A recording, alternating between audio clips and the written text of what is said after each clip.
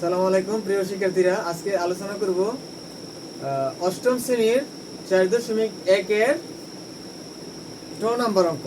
এখানে বললো কি সূত্রের সাহায্যে বর্গ নির্ণয় করো। তাহলে কি কি বললো এখানে 108 এর বর্গ। এখানে কি বললো 108 এর বর্গ। আচ্ছা, সূত্রের সাহায্যে। আচ্ছা, এখানে এই অঙ্কটা করতে গেলে আমি প্রথমে কি করতে হবে, বর্গ নির্ণয় করতে হবে। তাহলে বর্গ কত হবে এখানে 108, তার উপর কি হবে হোল স্কয়ার। এখন এখানে তো আমরা যে সূত্রটা জানি, যে বর্গের সূত্রটা হইলো কি a প্লাস বি তার হোল স্কয়ার সমান সমান a square plus 2ab plus b square. আচ্ছা, এখন এখানে দেখো তো যে 108 এখানে a plus b whole square আকারে আছে কিনা। আমি দেখতেছি যে এখানে a প্লাস b তার হোল স্কয়ার আকারে নাই। তাহলে এটা আমার সূত্র তৈরি করে নিতে হবে।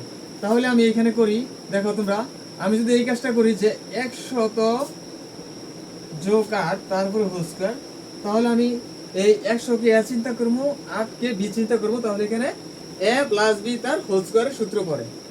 তাহলে এখানে a প্লাস b তার হোল স্কয়ারের সূত্র কি, এটা কি হবে এখানে 100। তাহলে এখানে a স্কয়ার প্লাস 2a, যেহেতু এখানে সংখ্যা আছে প্রতীক নাই, সেহেতু আমি গুণ চিহ্ন দিয়ে দিই, কারণ অনেক সময় ইনটু ফোটা আকারে না করলে এক হয়ে যাবে সংখ্যা। তাহলে এখানে a স্কয়ার প্লাস 2a হলো 100 ইনটু b হলো 8 প্লাস b স্কয়ার হবে কি 8, তার উপর কি হোল স্কয়ার। আচ্ছা, এখন এখানে 100 এর উপর স্কয়ার আছে, তাহলে ডাবল 100 গুণ দিলে আমাদের ক্যালকুলেটরের সাহায্যে এটা গুণ করে বের করতে হবে। আমি গুণ করি,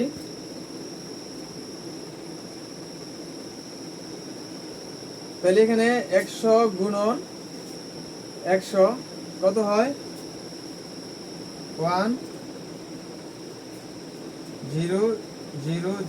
একক দশক শতক হাজার অযুর 10,000। আচ্ছা, তারপরে আছে এখানে মাঝখানে প্লাস চিহ্ন আছে, আমি প্লাস চিহ্ন দিয়ে দিলাম। এখানে 2 গুণন 100 গুণন 8, তাহলে এখানে 2 100 সাথে গুণ দিলে কত হবে 100 দুগুণে 200, 200 সাথে 8 গুণ দিলে কত হবে 800, 800 দুগুণে কত হয় 1600। তারপর আমি ক্যালকুলেটরের সাহায্যে গুণ করে নিচ্ছি 2 ইন্টু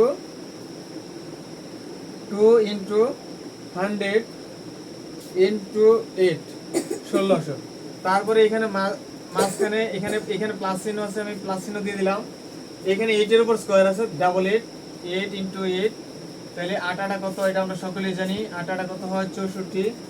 তাহলে অলরেডি আমার অঙ্ক শেষ পর্যায়ে। এখন এখানে 10,000 1664 যোগ করলে যে ফলটা আসে ওইটি আমাদের আনসার। তাহলে এখানে যোগ করে দেই, এখানে কত আছে 10,000 প্লাস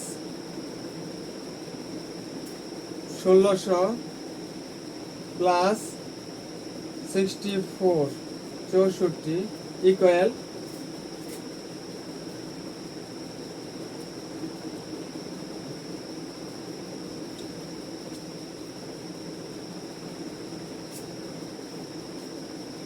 11,664। এই আনসার। আশা করি সবাই বুঝতে পারছো।